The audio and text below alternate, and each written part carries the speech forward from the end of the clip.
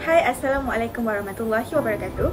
Nama saya Nur Natasha Fizana binti Zulkifli daripada kelas Pendidikan Khas Ambilan Ogos 2024-2028. Jadi pada hari ini saya akan menerangkan tentang model reka bentuk pengajaran AD dalam projek Google Sites saya yang bertajuk Kenali Jalur Gemilang. Okey, kita pergi kepada model AD yang pertama iaitu fasa analisis. Fasa ini dapat mengenal pasti keperluan pembelajaran, profil murid dan objektif pengajaran sebelum membina bahan. Langkah ini penting supaya bahan yang dihasilkan benar-benar menepati tahap keupayaan dan minat murid. Okey, analisis yang dibuat adalah yang pertama, analisis keperluan.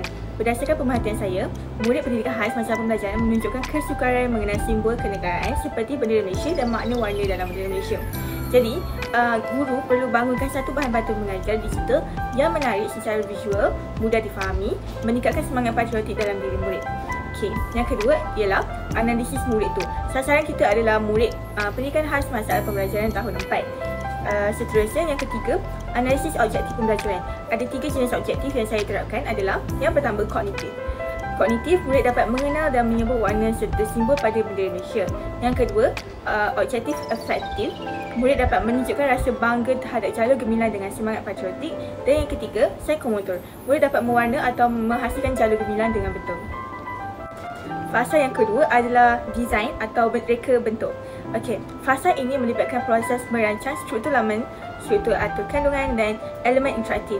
Reka bentuk laman dibuat dengan tema warna merah, putih, biru dan kuning agar selaras dengan warna bendera Malaysia. Teks yang digunakan menggunakan ayat yang mudah, font yang besar, manakala gambar serta animasi ringan digunakan untuk membantu pemahaman visual murid. Selain itu, aktiviti interaktif seperti kuis digital dan nyanyian lagu patriotik turut dirancang bagi merangsang pembelajaran aktif. Sistem atur menu juga diatur secara mudah supaya murid boleh menavigasi laman dengan jelas. Menu itu terdiri daripada hasil video pembelajaran, bahan pengajaran dan juga latihan. Yang ketiga adalah fasa development ataupun pembangunan. Dalam pembinaan Google Sites ini, pertama saya bangunkan struktur laman seperti menu utama, video pengajaran, bahan pengajaran, latihan, KPPP, pengayuh data dan lain-lain. Yang kedua, penyediaan bahan multimedia seperti Genially, Quizizz dan Star Reward Online. Yang ketiga, saya memuat naik bahan pembelajaran seperti video dan latihan. Yang keempat, saya sunting teks dan visual supaya dia lebih menarik dan teratur. Dan yang kelima, pembinaan Google Form untuk menerima respon daripada murid atau sesiapa yang melawati laman Google Sites ini. Beralih kepada fasa yang keempat iaitu fasa implementation atau pelaksanaan. Fasa pelaksanaan membolehkan guru menguji kesesuaian dan keberkesanan laman Google Sites ini dalam situasi sebenar bilik darjah. Okey, fasa ini merupakan pelaksanaan sebenar PDPC menggunakan laman Kenali Jalur Gemilang. Guru memperkenalkan laman melalui projektor atau tablet, kemudian membimbing murid untuk meneliti gambar, menonton video dan menyanyi lagu Jalur Gemilang. Murid turut menyertai kuis interaktif dan aktiviti mewarna bendera sebagai latihan pengukuhan. Sepanjang pelaksanaan, guru memberikan bimbingan dan peneguhan positif, contohnya pujian atau pelekat bintang setiap kali murid menjawab dengan betul.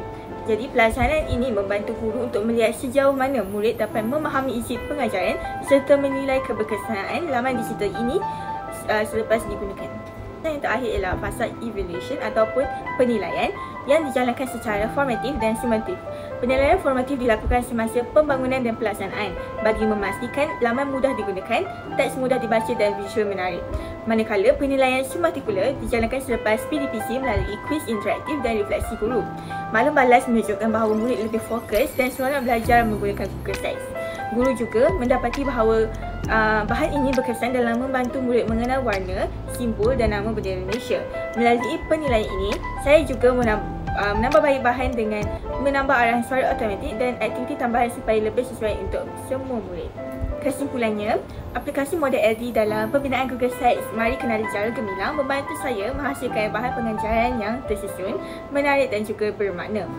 Setiap fasa iaitu analisis, reka bentuk, pembangunan, pelaksanaan dan penilaian memainkan peranan yang penting untuk memastikan bahan digital yang dihasilkan berkesan, mesra murid dan selaras dengan konsep KPPP iaitu perkembangan ilmu secara holistik membentuk asas generasi inovatif. Sekian itu sahaja daripada saya. Terima kasih.